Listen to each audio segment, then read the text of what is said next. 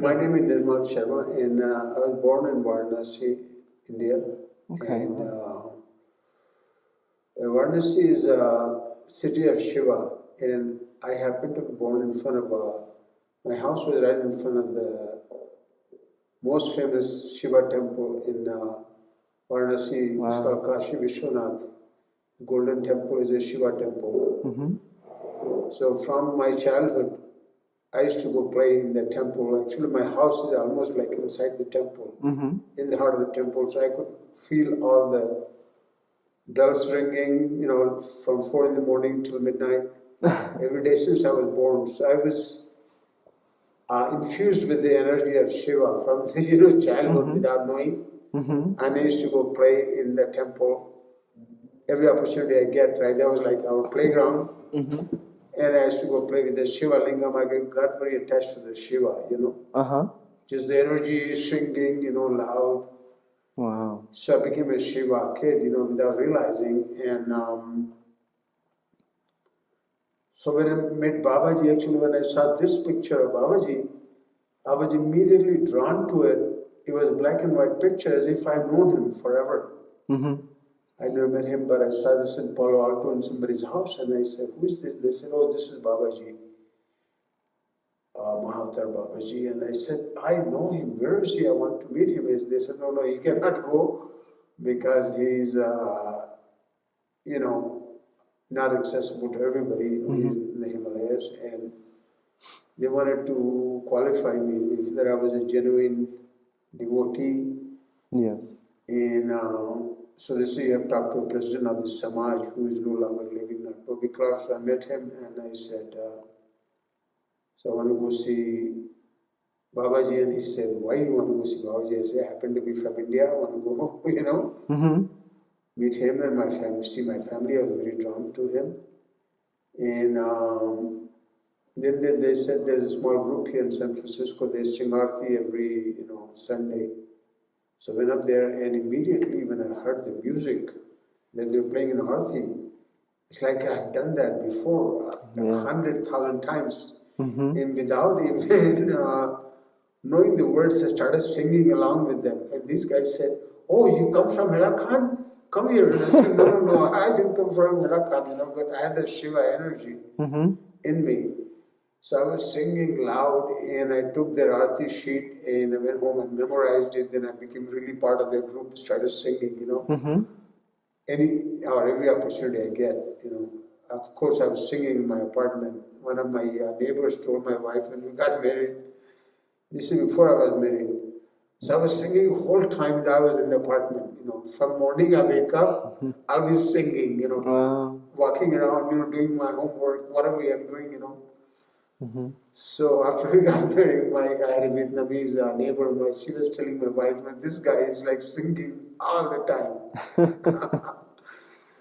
So that was my introduction to Babaji here. And when I went to India, they said you have to call this guy Dr. Lal in New Delhi. So I called him, and he said, "Oh, Babaji is no longer in Haidakhandi. Right now he is visiting in Patna, but you cannot go there.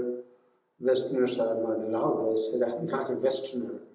I live in West, but I'm an Indian. So, of course I can go." So they gave me direction. They said, "Just go to Patna, ask anybody where is the yagya going on and Babaji's name." So I went there and asked a rickshawala, where is this Chandi Yagya going on, Babaji? He said, yeah, I'll take you there. I went there. And then Toby and Catherine came with me because they were the president of the Samaj. And so they knew the way to Babaji. They were going to introduce me to Babaji. Wow. So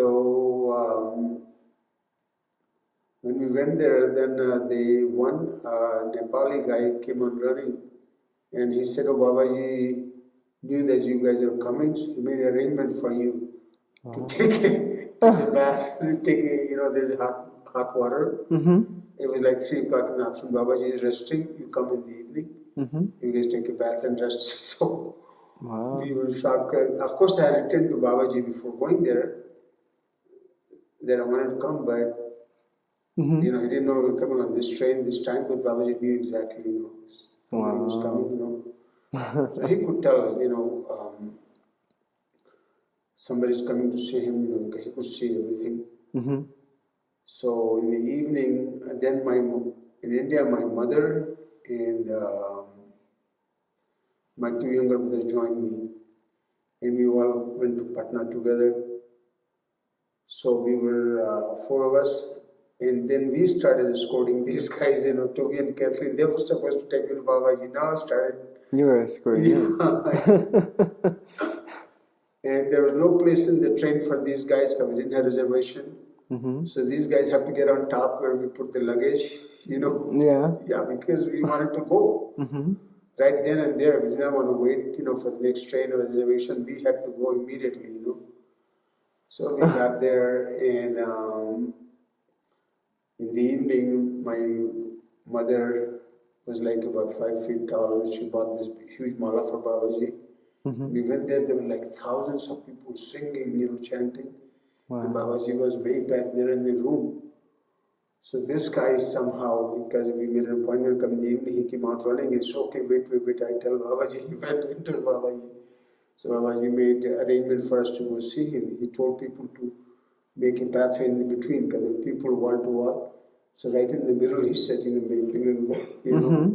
So we were like, you know, Wow. like in a sea had parted, you know, like the Red Sea parted. Mm-hmm. You know, these people moved, and we went through that crowd, and when we went to Babaji, he was up there. My mother had this mala, he started to put it around his neck, so he just, you know, bent down like this, you know, bowed.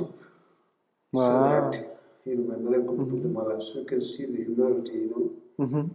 And then the people are standing around him, they grabbed me, and they said, oh, you from Varanasi, or you from America? Where are you from? We're confused. I said, no, actually, I'm from Varanasi, but I live in the US. They said, who do you have? So they started asking me all kinds of questions. And Babaji was just listening, you know, the whole time. And then when I went and sat down and started singing Aarti with the devotees, then they started throwing fruits at me, you know, like apple, you know, banana. He would hit like boom, you know. Really hard. Yeah, hard, you know. Here, you know, shocked me, you know. He was giving me. So that evening was over. So in the morning, next day,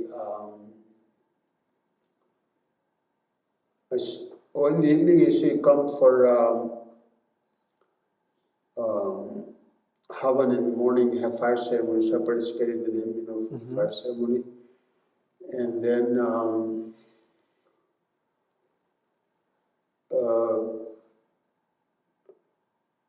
and next day, Babaji wanted us to chant all night. So I stayed up, as you know. All night long.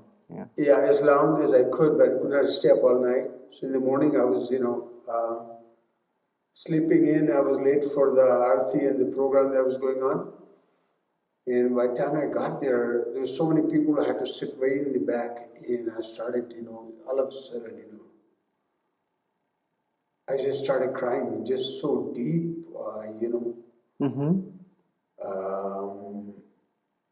It felt so good, I did not want to stop, you know. So I was just, you know, flowing, you know, with this, you know, tear, you know, Ganges, you know, flowing, you know, just, you know, enjoying. Then somebody came and tapped me on the back and said, Babaji is calling me, he wants to talk to you. So I went way up in the front, and he gave me this brush. Usually you take next to him, and you like a fan. Mm-hmm. You see it made of long, you know, white hair. Yeah. So I started, you know, airing him, you know, brushing him, and then he started asking me a question, you know, while he was giving prasad. There were a lot of people, 1,000 people, and he was serving them, you know, giving prasad, and at the same time he was talking to me, you know, so where do you live there? How do you know this guy, Toby and Kathleen? How far do they live from you? How often do you see them, you know? What is your connection? He just wanted to know whole thing. Who do you have here in Varanasi? Who else lives there in their house? And why did you go to US? Who do you have there? Why are you living there?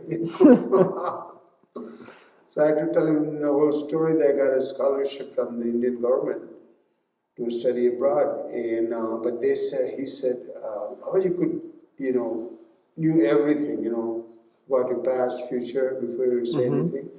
But he said, you're supposed to pay them back.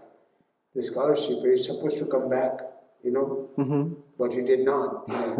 So you have to pay them back. Can you pay back their tuition, whatever they pay them, I said, yeah, sure, Babaji, I'll pay them back, So he said, first thing you do, go back there, get your job and pay back, the government, because you owe them. So I came here and got a job and started paying them. But before I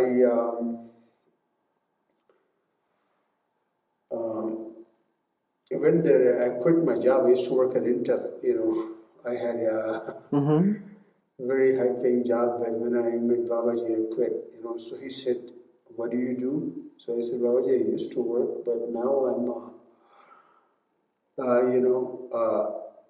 not doing anything. I just want to go to, Himalaya to ashram. I want to do bhajan. Then he said, no, Spiritual life, yeah. You go back there.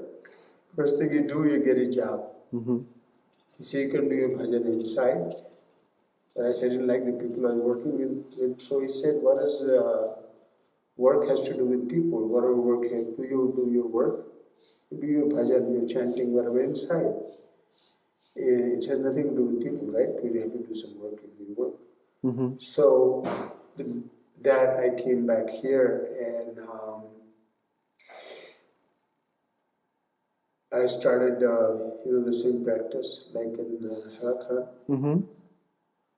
In the morning, get up, you take a shower and do meditation and do prayer to Babaji, chanting, Arti, then I go to work, like Karma Yoga, and come home and I do the Arti again. That I build that routine as if I was living in the ashram and I was living alone. So that went on for a while, and my mother wanted me to get married. And so I said, how can I get married just randomly to anybody? So see, I can find a lot of girls. So she had 2 or 3 girls lined up for me. And so I told Babaji that I have this problem. Who should I marry? So Babaji said, okay, your case has come to my court. Let me arrange your marriage for you. Wow. And so I left. That was in December of '83. Okay. And right after Christmas, yeah. And 2 weeks after that, Babaji left his body, Nitrama Samadhi. But just one before leaving. 2 months, right? Huh? In February. Yeah. So, but he has sent me a letter 1 week before leaving, February 7th, to me. He asked the ashram secretary, there was a lady named Shanti, they used to write for him. She said, time and tide wait for no one. You come here immediately, because Babaji was going to leave body, right? There was only 1 week left. He said, come here immediately. Babaji has arranged your marriage with so-and-so, with the Shukla family. They're a long-time devotee of Babaji. And you can come here and get married on Shivratri and have celebration with the devotees. But by the time I got the letter, it was March 1st. Babaji had already left his body. Yeah. No, it was after 16th, actually, February 16th, I got it. And then I told we had a group in San Francisco that we used to do Arti together. I told them, hey guys, I got this letter, I got to go to India. And they said, oh, don't worry, Babaji is gone, Now, you don't need to go, But I said, I gave him my word, He arranged this for me last thing before,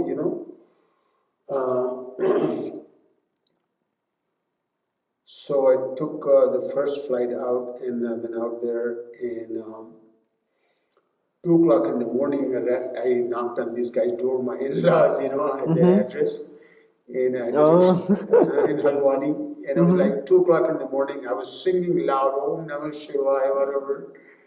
And this guy said, yeah, come, we're waiting for you. Babaji told us, so I went there. So my wife was working at the time, so she was called from Pantnagar University, and then we went to Hariakhan. We got married there. And there was a big wedding in Haldwani on March 1st. So that was 84. So already been like more than 30 years. We married, we have 3 children. So we continued the same practice every day. So with Babaji, all you have to do is just remember him. It's like Babaji always said, I'm always with you, I'm everywhere. See, Babaji is like everything you see is Babaji. Yeah. All around you, whether you like it or not, everything is Babaji, because that's what God is, right? That's what Shiva is, Sadguru. And he sometimes appears, when there is a really need, Yeah, he appeared to me. There's a big problem, then you say, why are you calling me? What's going on, But for us, if you, my experience, if you just remember Babaji first thing in the morning, he takes care of you the whole day. And the days I have never skipped my morning, or even evening practice, whether I travel or on the plane or in a party or in a hotel, business trip, I always did that. But sometime if I had delayed, or sometimes you sleep in or start, watching TV before you do that, so the day would be totally different, There's something about, surrendering, to Babaji every morning, really, if you do Aarti, when we do Aarti, Babaji we don't do the whole thing, we do a small one, we do a little, puja to Babaji, Shiva Lingam, to give bath, Chandan, do a little puja, then we do Aarti. But in 5, 10, 15 minutes, the whole atmosphere where we live, is calm. It's like, you feel like Babaji is here, And that's all you have to do. And you do meditation or anything we like do that? meditation, and Muniraj ji, of course, took care of us for 30 years after Babaji left, So he was like a father to me, guiding, He wanted to Babaji planted the seed of devotion, and we were still very tender, So Muniraj take care of that tree, the devotion, help us grow. Yeah. And he nurtured that with his love and his guidance, for 30 years, Wow. Till you're mature, like a tree, and you can give guidance to others, So that's what Muniraj did. And you're bearing fruit for everyone. Yeah, so in the end, Muniraj said, now you can give Chandan to other people, last time when I saw him, So Muniraj always did a fire ceremony in the morning, so last time I saw him, he said, you can go around, give Chandan to everybody around the fire, So Muniraj was also very great being, and he did not speak much, That's what Muniraj means, He was king of silence. Yeah, king of silence. Yeah. So just by looking at you and being with you, he would just say yes. He could read your mind, he could know all your thoughts, and he will answer you yes or no. And if he says "Theek hai," it means everything is fine. If you ask him to do something, if he said "Theek hai," that means everything will be fine. So I was very close to Muniraj ji last 30 years. So there's a big loss after he left. My life is like upside down, because I was so dependent on him physically, like calling him, almost every week, Wow. A little problem. My mother used to say, if I go to the bathroom, you call Muniraj. Something happened, I got to go to overseas for a trip, I call Muniraj, And he was very humble and very gentle, He would just say, yeah, theek hai. So now we're learning how to live without that physical, contact. They're around, they guide us, Yeah. But I had to do a big adjustment after Raji left, and now I'm back in the flow, because I had a lot of preference, the way I wanted my life, Yeah. certain way. I had a big house, and I had a big job, high-paying job. I used to travel a lot, and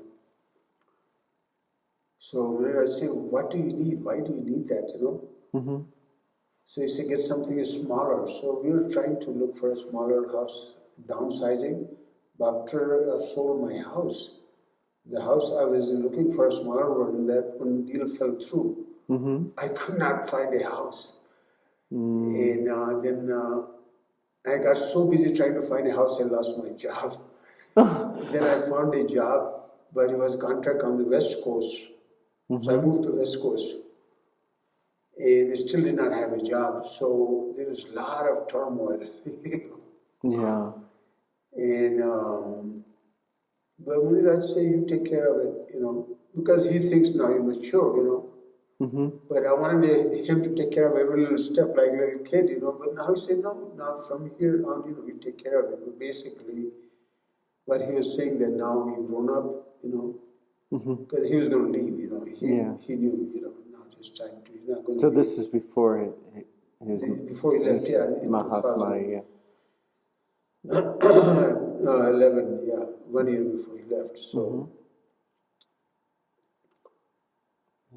so once I started things accepting, the flow of life as it came to me,